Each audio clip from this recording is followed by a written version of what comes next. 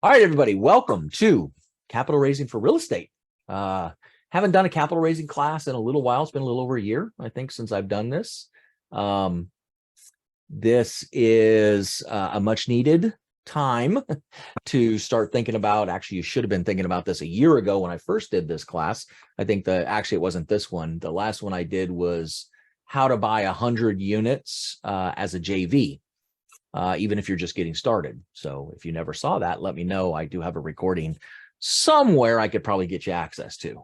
In any case, today, honestly, is going to be about automation, how to automate this process, especially for us busy folk, and is also going to dive into some of the details on how to have conversations with passive investors or potential passive investors.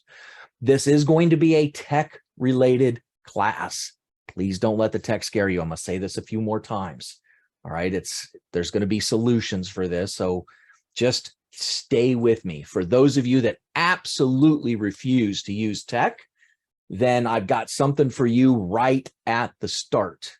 We are recording, Willie. Thank you so much for reminding me, though, but we already started it.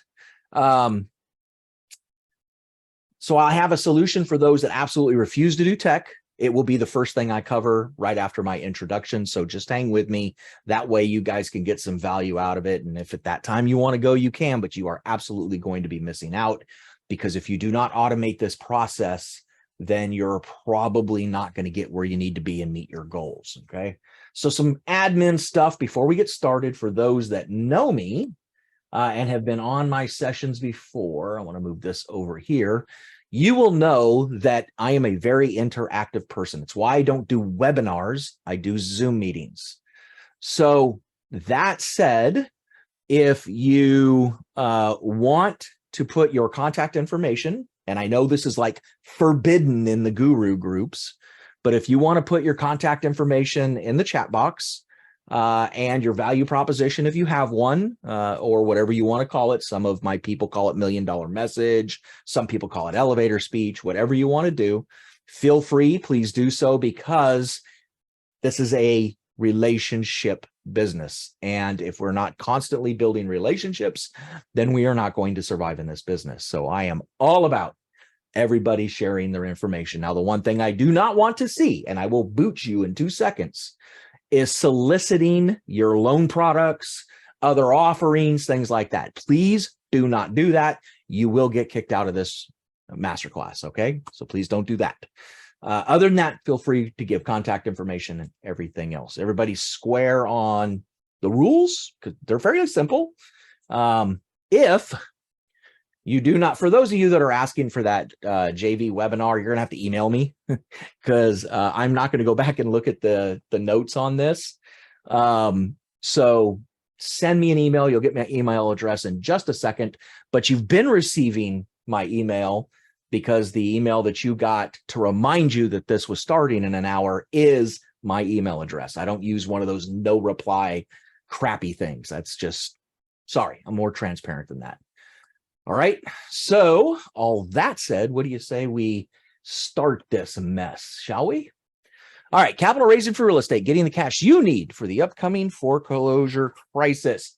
Now, before we get started, who here does not believe we are going to be entering into a foreclosure crisis? I'd love to start a debate right off the bat. Notice I said debate, not argument. All our opinions are valuable. So I'm going to assume everybody believes we have a foreclosure crisis coming in multifamily. I don't know about single family. I don't follow single family. But in multifamily, mark my words, it's coming, and it's going to come hard. So let's get prepared for it. All right, what are we going to cover today? How to generate investor leads from social media, networking, and other resources. I know I said tech. Stay with me. Don't leave me yet. Okay, there's a method to my madness. How to convert investor leads into soft commitments. Well, there's a pretty important one. How to automate your investor lead generation and conversion activities. Again, just stay with me, guys. I promise to get you through this. All right. And then we'll cover next steps and have Q&A at the end. Now, the education portion of this is probably about 45 minutes long. And then I'm going to tell you about Acquisition Pro for about 10 minutes, and then we will have Q&A. My Q&As last quite a long time, usually. So I do have a hard stop. So we will not be here any longer than an hour and 45 minutes because I'm on a podcast at 1400 local time, which is Central Daylight Time. So that said, and yes, my Q&As will go that long. We do have that hard stop, so just be mindful of that, okay? All right, a little about me. There's that email address that if you want the JV masterclass, send me your information so I can send that to you. I'm a multifamily investor and strategic consultant. I am a CCIM advanced market analysis instructor, CCIM Tech Board VP of Marketing. So when I start talking about marketing, I may know a little bit about what I'm talking about. I don't, you know, maybe a little bit here and there. I am on the board of the CCIM Foundations, and that is our capital raising arm of the Institute. I am also the Ward Center Committee Chair for this year. That was a 3-year commitment. What was I thinking? The Ward Center is another education arm for CCIM. I am the founder of Acquisition Pro and a former syndicator, now passive investor. For those of you that are familiar with strategic partnering is being rebranded to Acquisition Pro. For those that don't know that yet, you've seen a little bit of it. You still see some of the old stuff. It's going to take a month or so to get all this stuff rebranded. And I used to own a property management company. Again, I may know a little bit about what I'm talking about, but you know, I'll let you be the decision of that. That's it. No more about me. This isn't about me. This is about you. So again, please stick around to the end. Do not let the tech scare you. Okay.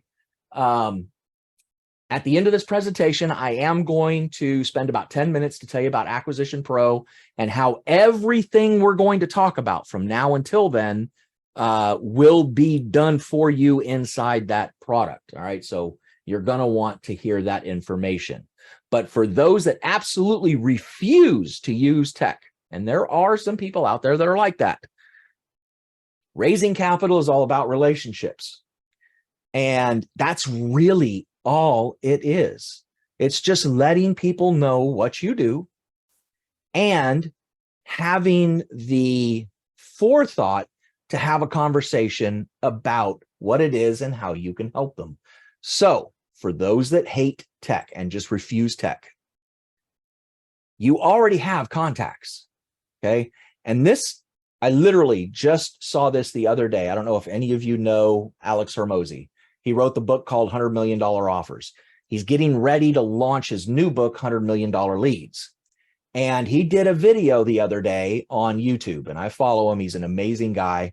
He literally went from a gym owner to $100 million man in less than 5 years. The guy knows what he's talking about. Okay, so this is his, this isn't mine, but I thought this was beautiful, and this is for my non-techies.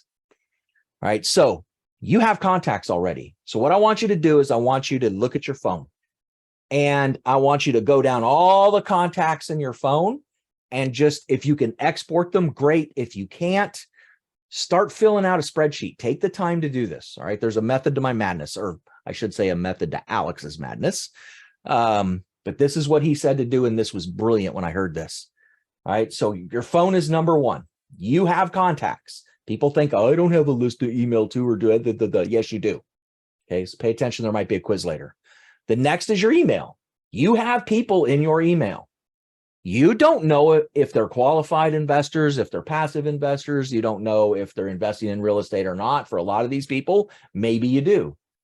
But until you start having a conversation with them and talking to them, you don't know what it is they're looking for. So I want you to do the same thing with your email. If you can export your email out, export it into an Excel. Otherwise, start documenting or hire a VA or get one of your kids to start building an Excel for your email contacts. And then your social media connections. Okay, if you're like me, you've got 7,000 followers. That's on LinkedIn. I got 5,000 on Facebook. Most of them are tire kickers. They don't pay attention. They just want to see, oh, what's that guy doing? I don't consider them friends. They're connections. A lot of us have social media connections. And for you, they could just be friends. You got Instagram friends or Instagram followers or Twitter connections, Facebook friends, or Facebook followers, whatever it is you have. All right. So go through and do the same thing. Start cataloging all of your social media connections. Once you've done that, reach out to them in a conversational manner. In other words, do some research, some real quick research on them and say, all right, let me go into their Facebook profile, scroll down their wall a little bit, and oh, look, they just had an anniversary. Boom, there's a conversation starter. Just went on vacation. Boom, conversation starter. Had a birthday. They're always talking about themselves. Maybe they just purchased a 4-unit, and on LinkedIn they did a little post on a 4-unit they just purchased. Okay, don't comment on the post. Direct message them, text them, or last resort email. But we want to have a conversation with them. Pick up the phone. If you have their phone number, call them. Okay, and just start that. Hey, I noticed you just went on vacation to Aruba. Man, that's amazing. I was there back in 1991 when was that? 2004. Yes, I went to Aruba in 2004. I was back in Aruba in 2004, and their fireworks display during New Year's was like the most amazing thing I ever seen. What'd you guys do? And just start a conversation. Okay. That's the key. Start a conversation. As you're having that conversation, you're going to get to a point where it's time to ask the question. But here's what I don't want you to do. Here's what Alex doesn't want you to do.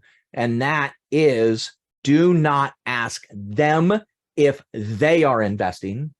Ask them if they know anybody that is investing, or that they know anybody that would be interested in whatever it is you're doing.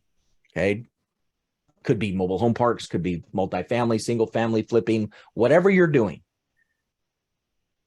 Ask them, do they know anybody? Okay. So now you're not selling them anything. And of course, if they've had this feeling that I know it's coming, and you do it that way, it's like, oh, wow, they're not trying to sell me anything. Yay. And so they'll respond back. Now they'll either respond back, no, I don't, sorry. Good talking to you. Or, yes, we do. Or, what's wrong with me? I want to invest with you. How come you've never asked me? But at least now they're telling you that you didn't bring it to them. And I thought when he laid this all out, when I watched it the other day, I thought that was brilliant. Now, here's the kicker. This is not automated. Don't need tools for this. All you need, David, will you please mute your, matter of fact, I'll just mute you. There we go. Iris, I'm gonna mute you too, just in case. Do it one at a time. Use text message, use direct message if you've got them on Facebook or LinkedIn or Twitter or something like that, or pick up the phone and call them.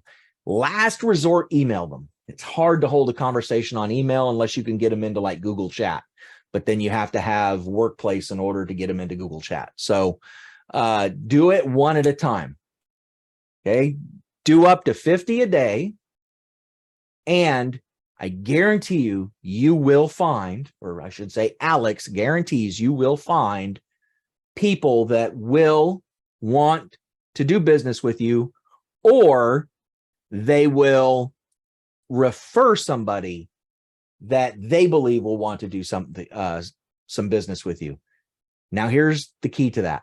If they refer somebody, you give them all the love you have. You treat them like they are your best customer on the planet, because referrals beget referrals beget referrals. Do not screw that up. Okay. All right. That's for my non-techies.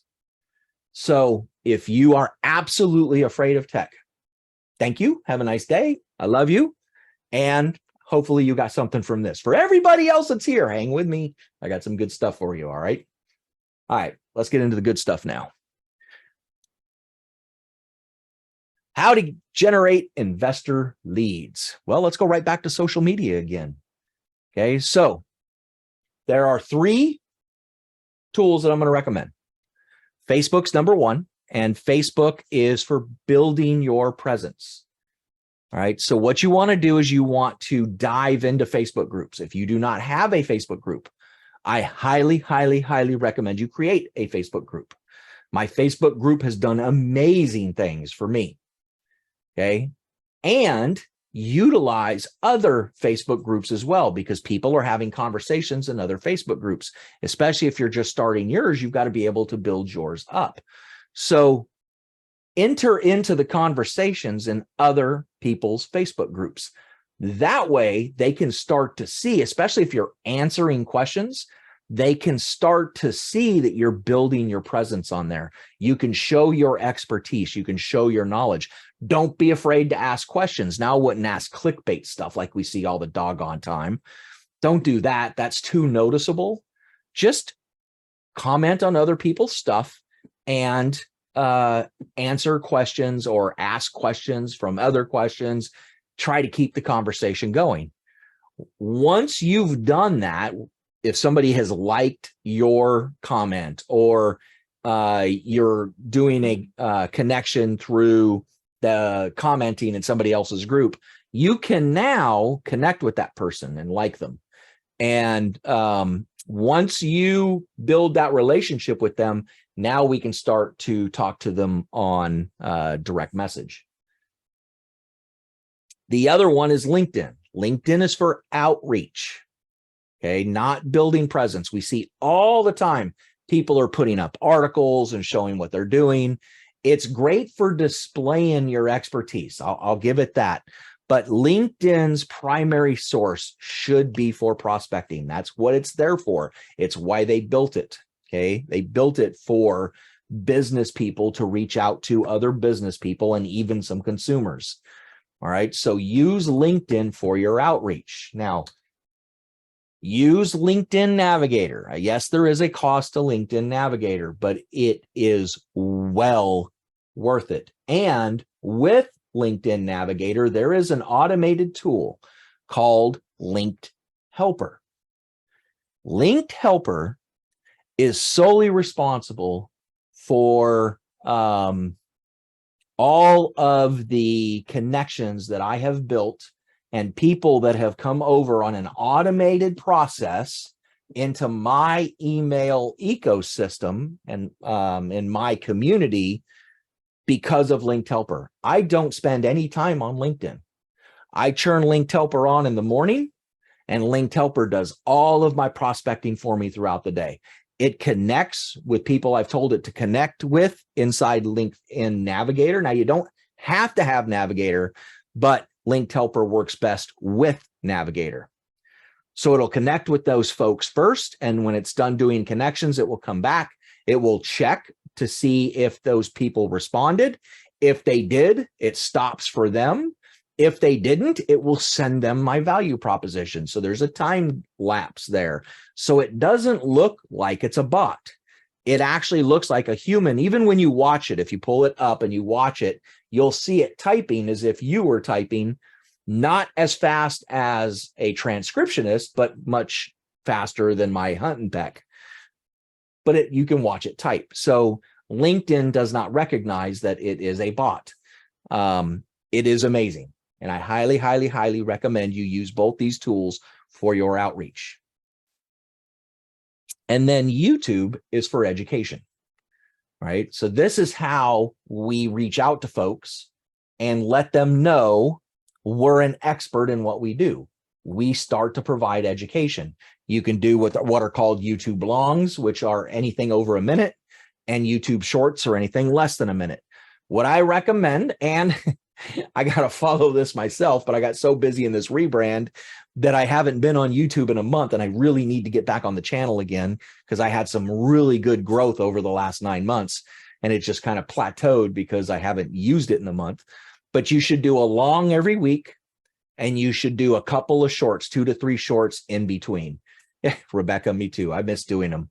So you're going to want to build a targeted YouTube channel. All right. So if your target market is doctors, because you're a nurse or a nurse practitioner, or you're a anesthesiologist or a radiologist or something like that, and you connect with doctors, then you want to create a targeted YouTube channel that targets doctors that are looking for investment strategies because they don't have time to do it on their own. All right. So that's why it says targeted. Okay. Next, we have networking. We all know that there are Zoom meetups just about every day of the week now. You can go to any multifamily group and there is going to be Zoom meetups. Okay, so this can be other meetups or this can be your own. I would highly recommend you starting your own at some point. Now, because I do so much on YouTube and I've got my Facebook group and I do these master classes, I haven't done a lot lately, but I used to do them a little bit more. But now that I'm launching Acquisition Pro, I'm going to be doing them a lot more. Because I'm doing these really turn into Zoom meetups, because we got 61 people here and we're all communicating through chat. And once we get to the end of this, the education portion, we'll have a Q&A and we'll all have conversations with each other. So I kind of see my master classes as a meetup, so I don't have another separate meetup. Then there's online and offline conferences and summits. We see these on a consistent basis. MFIN, MFIM, they all put these on. I just got another note from Joseph Baramonte out of Houston the other day asking me to be a speaker at his passive investor conference that he does virtually every year. I've spoke at the last 2 events that he's done. So take the opportunity, especially if you can be a speaker. I told you guys at the end of this, I'm on a podcast. Now we're recording it. It's not a live podcast, but I'm recording a podcast right as soon as we're done with this, which is why we have a hard stop at 13:45 Central Daylight Time. So if you can get in front of other people's audiences, all right, now people are starting to recognize who you are. Okay, you're building that presence, continuing to build that presence outside of Facebook. Now you're in networking groups. And you're meeting people like today. You're meeting people. You guys are putting all your contact information in. By the way, I'm going to take the meeting chat notes. Yes, you can hit the 3 little dots at the bottom and save the chat. If you forget to, don't freak out. I will be providing the chat notes in your email later this afternoon after the recording is rendered. I'm actually in meetings until 5 o'clock this afternoon. So as soon as I'm done with those meetings, this should be recorded or rendered and ready, and I'll get the recording out to everybody this afternoon, okay? So don't worry about chat notes. You're going to have it. So online and offline conferences. The next conference, I believe, is Jake and Gino. And no, David Lindahl's got one in San Diego in September. I believe that's Ultimate Partnering. Jake and Gino's got one in Orlando in October. And I don't know any. Brad Sumrock's always doing something stupid. If you guys don't know, I'm not a Brad Sumrock fan, but you'll realize that the more you listen to me. The people that know me know that. Then you have your local, your real estate investor associations. That's your RIA. BNI is I can't remember what B stands for. Networking International, but I don't remember what the B stands for. Business. But those are business. Thank you, Suzette. Business Networking International, the Rotary Club, which is all about curing polio and solving the world's water problems, and then Lions Club, Kiwanis, things like that. All right. So do not be afraid to join your local associations where you can continue your networking and continue to let people know. And a lot of them, especially in BNI, Rotary, and Lions clubs, are business owners. So they could be good targets for your passive investors when you're raising capital for your deals. And as I mentioned in the first slide after my introduction, you have your sphere of influence, people you already know. Your doctor. We already talked about doctors. Your dentist.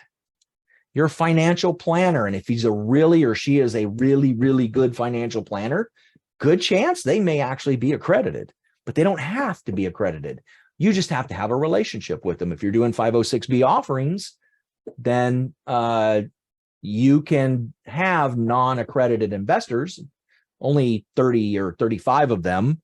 But if you're not doing a 506C, then don't just limit it to accredited investors. Okay, then we have real estate brokers. Yes, there are real estate brokers out there that are rainmakers. They are accredited.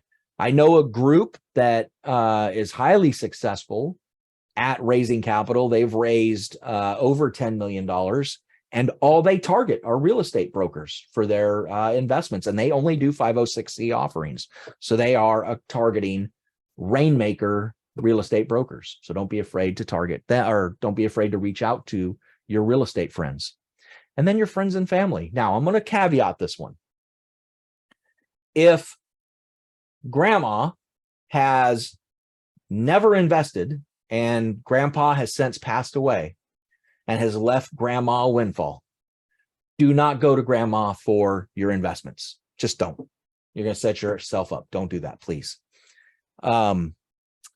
Everybody else is fair game as far as I'm concerned. Just be careful, of your non-accredited. They still have to be sophisticated. You still got to educate them. All right. They can't just be non-accredited and be able to come in. You still have to educate them and let them know about the real estate investing process before they can invest. You can get yourself in trouble. And the last thing I want is anybody to get in trouble. All right.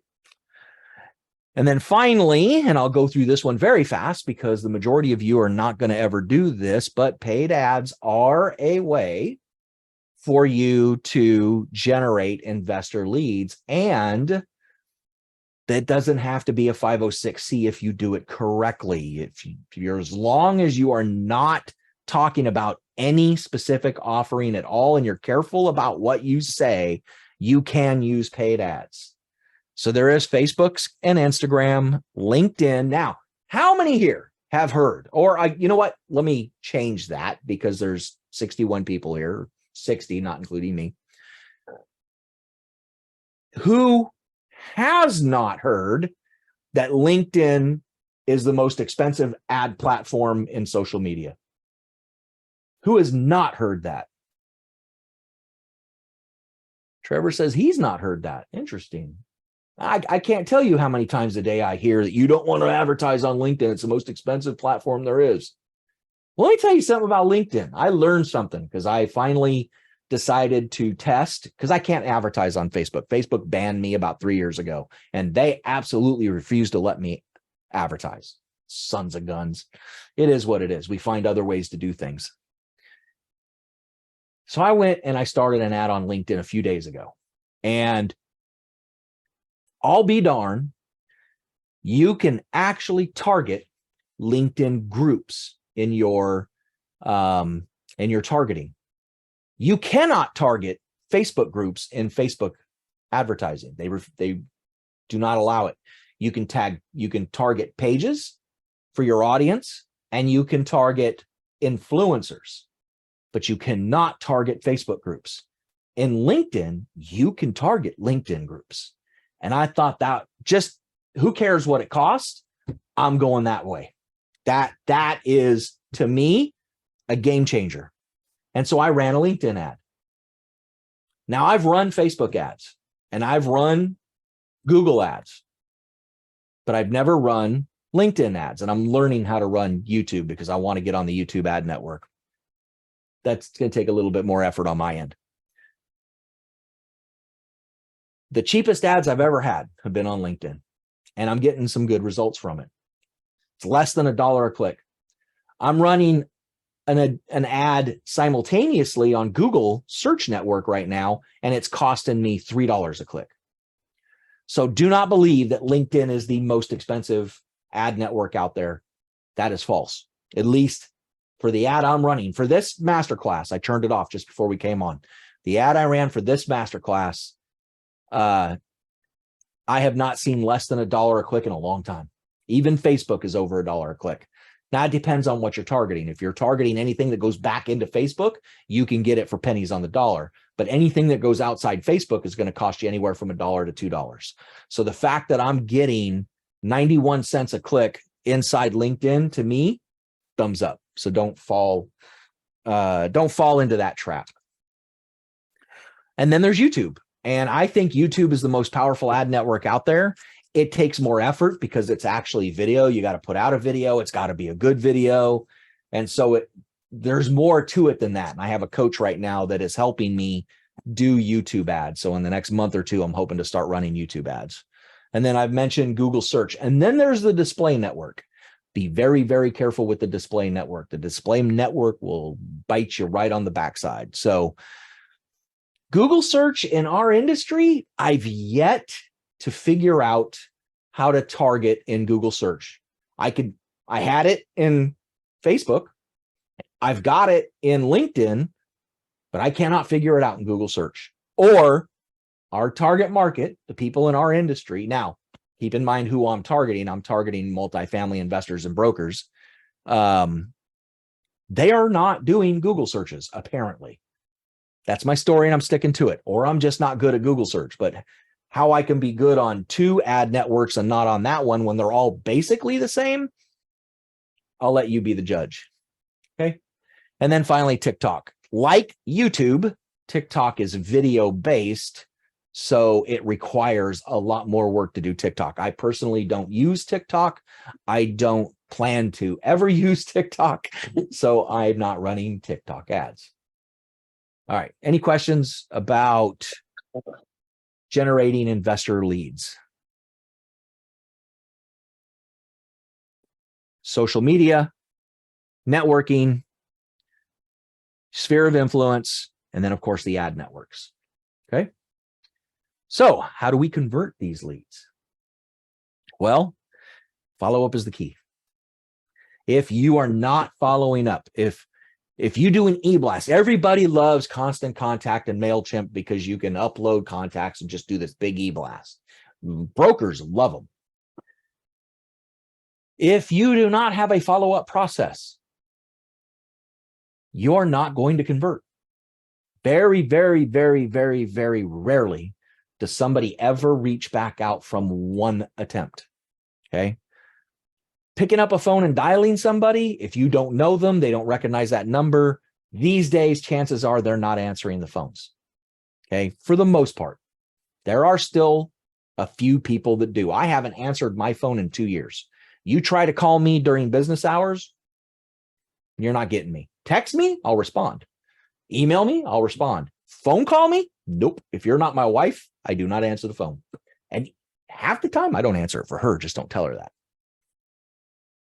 So email, number one way of follow-up for an investor lead. Any lead, doesn't have to be investors. This works, doesn't matter if it's owners, doesn't matter if it's investors, doesn't matter if you're selling washing machines. This works. I've proven it worked over and over again. All right. So we use automations for email. Okay.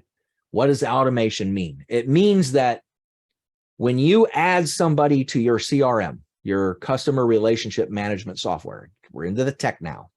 Stay with me.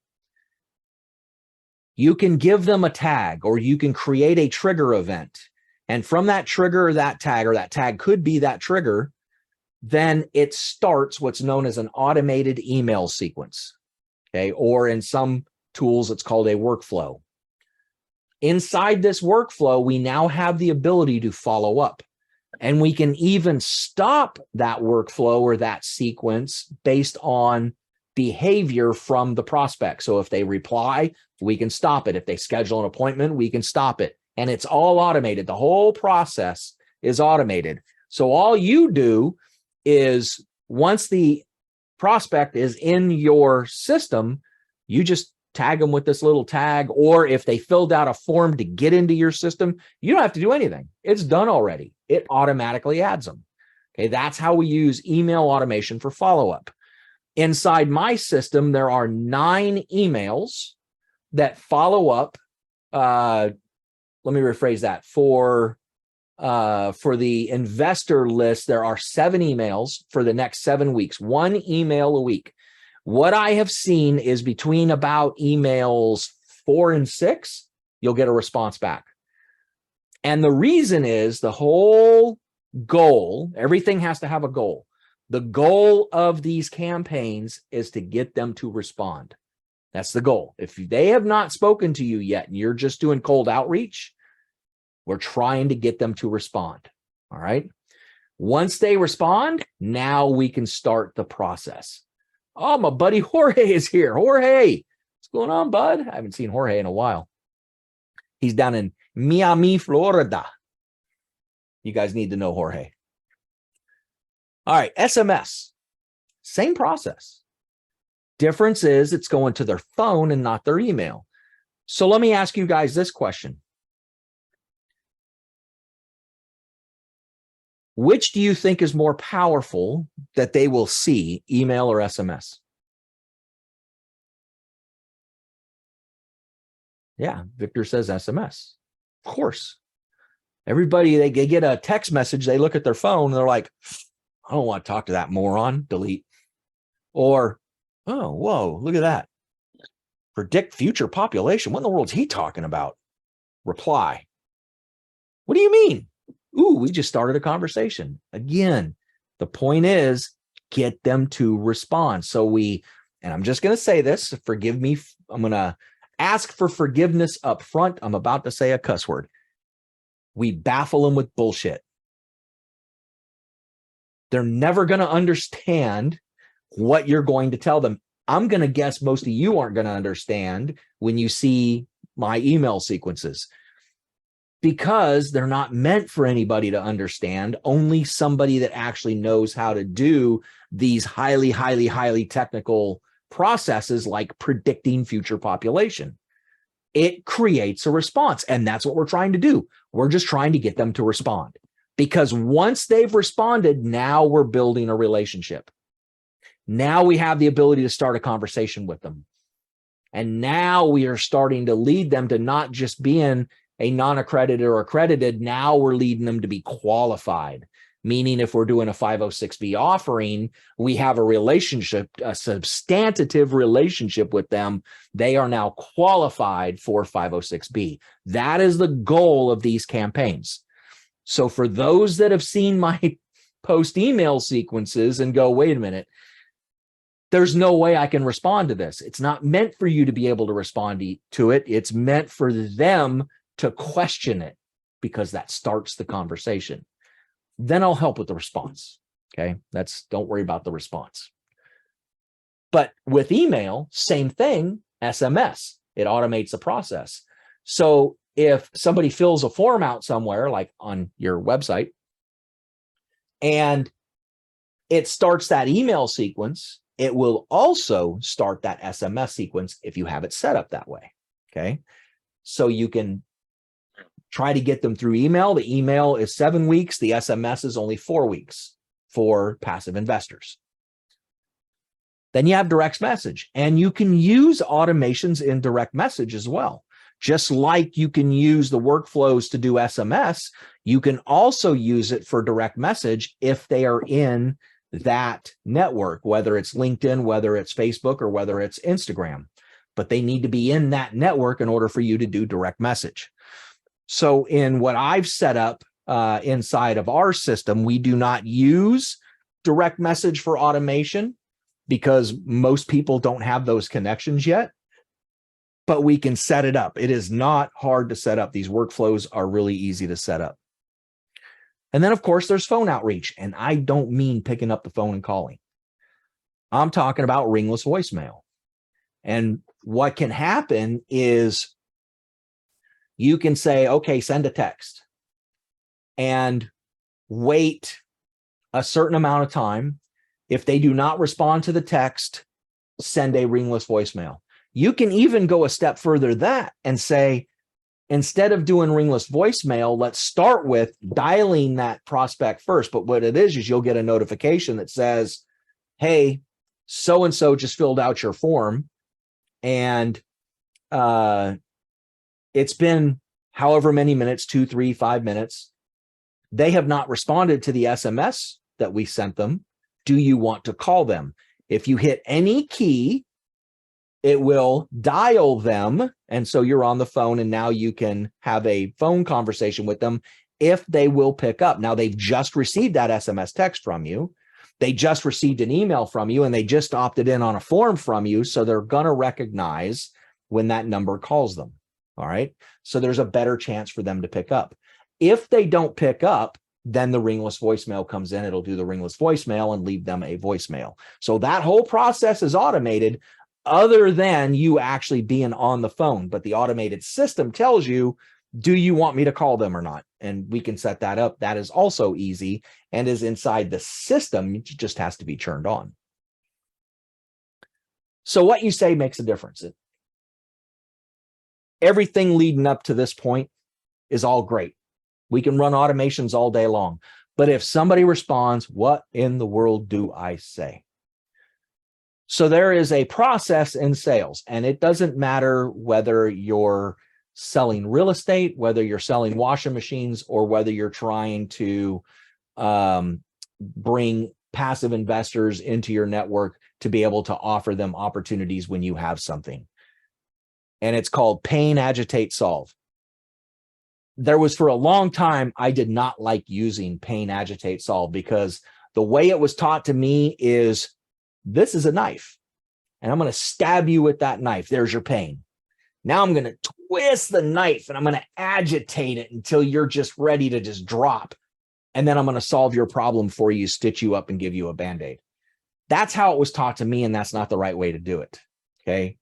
Instead, what we want to do is we want to take them from that pain. And that pain may be that they are so busy that they don't have time to deal with unclogging toilets. At least that's what they have in their mind. Or they're in a really high tax bracket and they're just tired of paying the US government money. For whatever the case is, you have to identify what is their pain. And then we just lead towards solving their problem. Okay, that's all you have to do. It is not rocket science. But if you don't know your target market, if you don't know who you're talking to, it's hard to be able to identify what that pain is, and even harder to solve it if you don't know what it is. You're going to know that by the answers that you get from your automated messaging. It will become clear as day. Trust me, I've been doing this a long time. All right. So that's how we convert our leads into passive investors. Now, there's some other things that go along with that. The whole key is to get into a conversation with them, either on the phone or on Zoom. So once we start to have that conversation with them, we want to lead them towards that appointment. That way, once we've got them on an appointment, now we have the ability to qualify them. Are they accredited? Are they non-accredited? And now that we've had a personal conversation with them, we can tag them as qualified and be able to use them in our 506B offerings. So, automating your system. Let's talk about the tools. There are email automations. You guys have seen ActiveCampaign, Constant Contact, MailChimp. These are all tools that do email automation. There's SMS automations, tools like Twilio. Okay, my system uses Twilio for SMS. There's ringless voicemail. Ring Central is one of the biggest ringless voicemails, probably the most expensive too. Then we've got calendar automations, Calendly. So what happens is you provide a link, and then they sign up for your calendar. Now, the mistake people make is that it ends at that. They sign up for the calendar, they get the email, you get them on a meeting. You're not actually sending them from the calendar into your CRM. That is a huge mistake. And we can do that with just about any of these tools. There's a tool called Zapier. With my system, you don't need Zapier because we have a built-in calendar. But if you're not using something that has a built-in calendar, you can use Zapier in order to automate getting your calendar appointments into your CRM. Again, we want them in our CRM so we can follow up with them. Follow up is the key, because what are you going to do if they don't show up for the appointment? Now you've lost them. Website and landing page automations. ActiveCampaign provides landing pages now and allows for email automation. It's very difficult to set up and to do, and you've got to understand copywriting and everything else. And I understand why people don't like doing all of this stuff. ClickFunnels would be another one of those. Kartra's another that allow for landing page building. Lead pipeline automation. What I mean here is you have a workflow of a pipeline. So they start as a lead, and then they reached out, and then there's follow-up, and then they scheduled appointment, and then they didn't show up for the appointment, or they showed up but they're not interested, or requires follow-up after appointment. It leads all the way to building that relationship with them. That's called a pipeline. So there are tools that provide pipeline automations. I believe ActiveCampaign has a form of one of those. It's been a long time since I've used ActiveCampaign. CRM automations. If your CRMs do not allow you to create smart lists, that's being able to segment your lists out and looking at it in dashboard form, then you're missing out. Because if you've got accredited investors, non-accredited investors, and qualified investors, you want to be able to segment those investors out. Now, for most systems, you can just tag them and you can search for them by those tags. But I like to see it in a dashboard form. AI. A lot of new tools now, even the older tools, are starting to go to AI. So whatever you're using, if you understand how to do the prompts, then AI becomes very powerful. Ad networks. We talked about Facebook, Instagram, LinkedIn, Google Search, YouTube, Google Display, TikTok. You can automate the process. I found a tool that within 3 clicks, you can run your ad. And that's why I tried the LinkedIn ad, because I wanted to try this tool out. Worked like a charm. Now I had to go in and do some editing, but it wasn't bad. And it was totally AI. AI wrote the ad. AI even created the image. Now I had to change the image because I didn't like it. But the image would have worked for some people. And I changed a little bit of the headline. Other than that, I kept the rest of the ad the same, and AI generated it. So even ad networks now have automations that you can create in it through AI. Most of AI is being generated with ChatGPT. Social media management automations. You can, there are tools, and you'll see the examples of the tools here in a minute, like Hootsuite, that will allow you to manage all your social media accounts right from this one tool. You can set up 12 months of posts within, it's not going to take you. Let's see, I did one the other day. It took me 5 minutes to do the post. So if you spend an hour a day, 5 minutes for an hour, that's 12 posts. Now you have a monthly post for a year. Do that for 5 days, and now you've got weekly posts for a year. So using these tools, we can automate even our social media posting. And then there's reputation management. This is something a lot of people ignore. Are you getting Google reviews? And especially if you're raising capital, are you getting Google reviews? Are you getting Yelp reviews? Or are you seeing reviews within social media? How are people talking about you on Facebook or in Google or on LinkedIn? Okay, there are tools that allow you to be able to control your reputation management and even allow a workflow that will reach out to your list and say, hey, you've been doing business with me for a while. Would you mind leaving me a review? Now, I wouldn't say it like that. You can do well, actually, you could say it just like that. That's okay. What you don't want to do is bribe them. So don't give them something and then say, if you do this, If you leave me a review, then I'll give you this. Don't do that. That's not good. What you could do, though, is you could say, hey, I've got this contest coming up, and if you do this, this, or this, you can earn this. By the way, while you're at it, not attached to the contest at all, if you haven't left me a review yet, please do so here. Okay, so you can even do that. That's called reputation management. All right, so what tools are out there to do all this? ActiveCampaign, Constant Contact, MailChimp, GetResponse, Aweber, list goes on and on and on and on for the email marketing tools. Calendly, which is the number one people like to use for calendar. Google has its own built-in calendar. Outlook has a built-in calendar. But then there are other tools that have calendars built into them. Two of those tools are Kartra and High Level. Okay, ClickFunnels does not have a calendar. Groove does not have a calendar yet.